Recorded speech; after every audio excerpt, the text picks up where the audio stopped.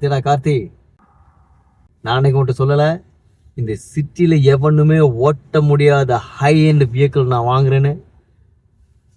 So நேற்றுக்கு நான் அதை ஃபைனல் பண்ணிட்டேன் மச்சி. இவரு நம்ம டீம்ஸில் இருக்கார்ல விவேக், என்னமோ பெரிய இவன் பீத்திக்கிட்டான். இன்னைக்கு பார்த்தியா, அவன் project failure and I hate promotion man. That's what I'm talking about.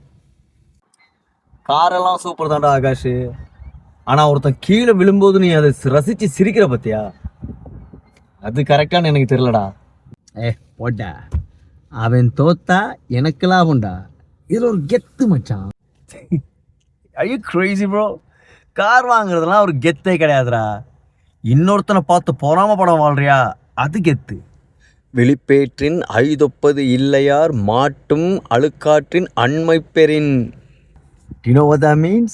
யார் மேலேயும் பொறாமப்படாமல் வாழ்கிற அந்த மனசு உனக்கு கிடைச்சிருச்சுன்னா அதை விட பெரிய கிஃப்டோ அச்சீவ்மெண்ட்டோ இந்த உலகத்தில் வேறு எதுவுமே இல்லை அப்படின்னு நான் சொல்லலப்பா, திருவள்ளுவரே சொல்கிறாரு. ஸோ கொஞ்சம் யோசிச்சு பாருங்க. So what this verse means is that there's no greater fortune or blessing in this world than the possession of a nature that is free from envy towards anyone.